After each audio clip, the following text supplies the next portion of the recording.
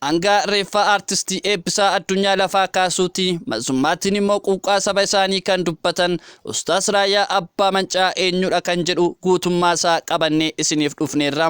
Seenaa isaa kanarraa waan hedduu akka barattan abdii guddaa qabna. Hanga xumuraatti nu faana ta'aa affeerraa keenya.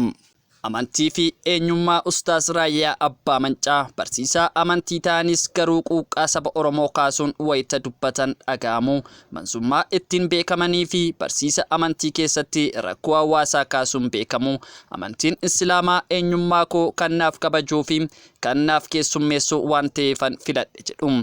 Of ta'uu fi eenyummaa ofiitti amanuun akkaataa amantii isaaniitti dhimma deeggaramu ta'us kaasanii. Yoon of ta'een eenyummaa nama kaanii kabajee waliin jiraadha. Kun immoo duudhaa amantii kootiiti. Bara adda bilisummaa Oromootti makaman irraa kaasanii dhimma mirga Oromoof dubbachuurraa duubatti hin jenne kan jedhan Ustaas Raayyaan amantii kana kan harkatti hin balfine waanan qabuufan itti ciichee afee jedhanii. Amantii makootu rakkoo hawaasaa akkan dubbadhu na ajajam. Baran abaa'otti galuu fi obbo Nadhii Gammadaa bira deemee maal yaadda jedhanii na gaafatanii. Anis deebiseen amma gaafa ati Shawaa naannawaa magaalaa Finfinnee kana keessa jirtu dugdatti baachuurraa gara harreetti fe'achuutti tarkaanfattutti akkan itti rafu hin qabun jedhe. Isaanis umurii kanaan ergaa waan akkanaa yaadde bakka guddaa keessaa abshir naan jedhanii. Kanaaf amantii makootu namummaa fi bineensaa fi biqiltuu fi uumama hundaaf akka yaadu na dirqamsiisa jedhu. Akkuma qaamni kiyya amaanaa natti kenname uummanni kiyyas anaaf amaanaadha. Amaanaa angan dandee baadhee ilmaanitti dabarfadhudha jedhu Ustaas Raayyaa Abbaa Mancaa. Jireenya dhuunfaa Ustaas Raayyaa Abbaa Mancaa. Barsiisaan amantii kun hojii ittiin beekaman mazummaarraa faayidaa argachuu baatanis garuu tumsa dinqisiifattootaa fi jaallattoota isaan akka amilee fi jabinateef dubbatu. Kaasettiin kiyyaa akka eegametti bitamuu baatus ani garuu haaluma gaariirra jira. Namoonni biyyoota Arabaa keessattuu Kuwaatir jiran na bira dhaabbatanii naaf maxxansiisaa turanii yeroo maraa akkan hin rakkanne ifaajum. Abbaa ijoollee sadii ta'uu fi magaalaa Finfinnee keessa jiraachuu kan himan Ustaas Raayyaa Abbaa Mancaa jaalallii fi gammachuun maatii isaanii keessa jiru ulaa rakkinaa cufuu himanii. Hundaa ol ammoo qabeenyaa biyya lafaa kanatti baay'ee hin arjoomu. Yoon gamoo 5 ijaares siree tokko irran bula. Yoon warshaa daabboo ijaares daabboo tokko nyaadha amantii jedhuun qaba jedhu Ustaas Raayyaa Abbaa Mancaa. Jireenya koo fi ana caalaa namatu naaf dhimmama. Namoonni waa harkaa qaban yoo aksiyoona hundeessan keessa na galchu. Hunda caalaa ammoo maatii koo waliin gammachuun qaba. Akka bareedduun jira galata Rabbii jedhu Ustaas Raayyaa Abbaa Mancaa. Yeroo ammaa karaa TV Amiltan jedhamu kan gareen isaanii hundeesse akkasumas gama YouTube fi Facebookiitiin ergaawwan amantii fi dhimma namoomaa irratti xiyyeeffatanii dabarsaa jiru. Waa'ee nama gargaaruu irratti akkas jechuun dubbatu Ustaas Raayyaa Abbaa Mancaa. Dhalli namaa kamiyyuu yoo beelee yoo rakkate yoo godaanee fi baqate gargaaruuf ulaagaan kamuu jiraachuu hin qabu amantii jedhu qabu.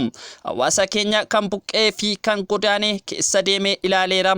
Maaltu rakkoo kanaaf akka saaxiles nan beeka. Namoota akkasii gargaaruu fi amantiin ulaagaa ta'uu hin danda'u ana biratti jedhanii. Namoomaan nama gargaara malee amantii miti. Amantiin koo akkan dhala namaa gargaaruuf na ajaja malee akkan amantiidhaan qoodee nama gargaaruu nan hin ajaju jedhu.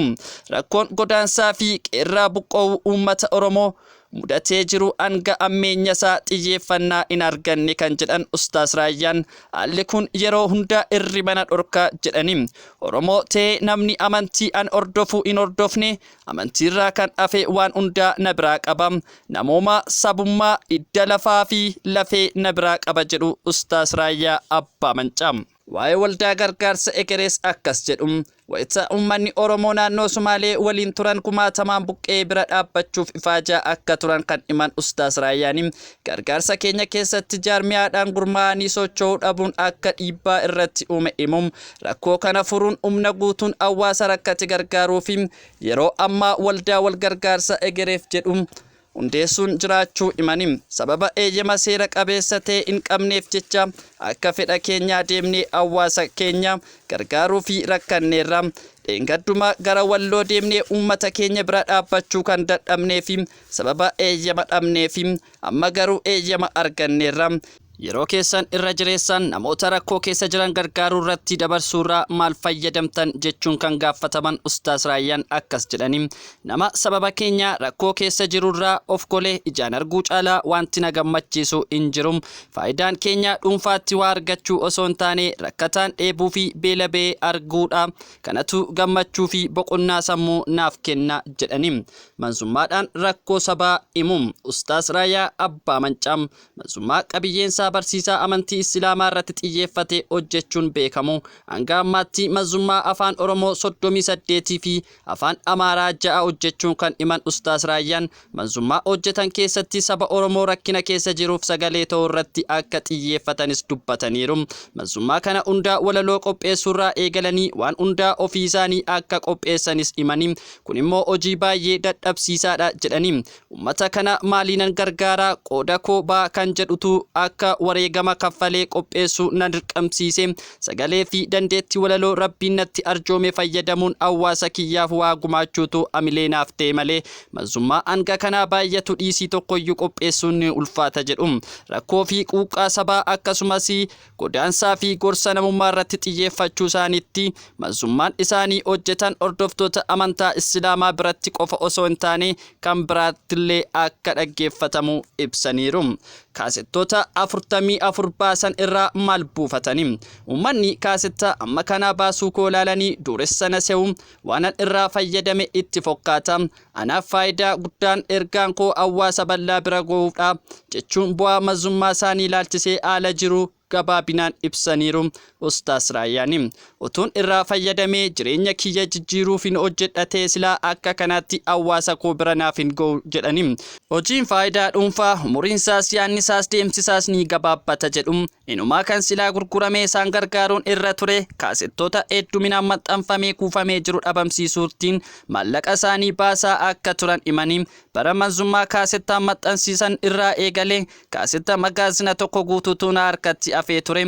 Waggaa 6 dura birrii 5,000 baaseen kaasetta konkolaataa 5 dhabamsiisee ammallee gatamee hin xumuramne jedhu. Waa'ee miidiyaa hawaasummaa akkas jechuudhaan dubbatu.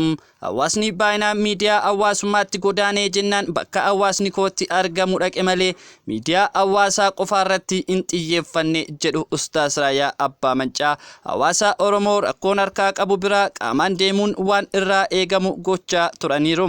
Erga weerara koronaa vaayirasii as garuu akka fedhanitti imaluun hawaasa waliin wal arguun rakkisaa ta'uurraan kan ka'e miidiyaa hawaasummaa feesbuukii fi yuutuubii fayyadamuun akka eegalan himanii rakkoon saba kootii rakkoo amantii qofaa miti. Anis kanaafan amantii qofaa irratti hin xiyyeeffadhu. Rakkoon hawaasa kootii waan hedduudha. Manzummaa fi barumsa adda addaa karaan dabarsuu waanan dhabeefan bara 2020 keessa yuutuubii banadhee karaan jiruu fi bakki uummatni jiru as waan ta'eefan banadhe jedhu Ustaas Raayyaa Abbaa Mancaa. yuutuubiin Raayyaa Abbaa Mancaa ofishaalii jedhu hordoftoota 400,000 caalan kan qabu yoo ta'u feesbuukiin isaanii ammoo Raayyaa Abbaa Mancaa kan jedhu hordoftoota miiliyoonii 1 qabudha. Maqaa isaaniitiin akkaawuntii fi fuulli feesbuukii 24 ta'uu banamee jiraachuu kan himan Ustaas Raayyaan namoonni kunneen akka maqaa koo irraa kaasan yeroo garagaraatti jedhus guutummaatti narraa hin kaane jedhanii. Ustaas Raayyaa Abbaa Mancaa Oromoo ta'anii dhalachuu fi duree amantii Islaamaa ta'uu isaaniitti baalama akka isaanitti kenname dubbatanii tokkoffaa waa'ee amantii Islaamaa barsiisuun dirqama kooti. Wayitaa hawaasni musliimaa na waamu masgiida deemeen tajaajila. Lammaffaa rakkoo hawaasa kootii bira darbuu hin danda'u. Kun immoo duudhaa amantii kootiiti jedhanii. Akka Ustaas Raayyaan jedhanitti karaa miidiyaa hawaasummaa hawaasa tajaajiluun amma isa qaamaan imalanii rakkoo hawaasaa ijaan arganii hin ga'u jedhu.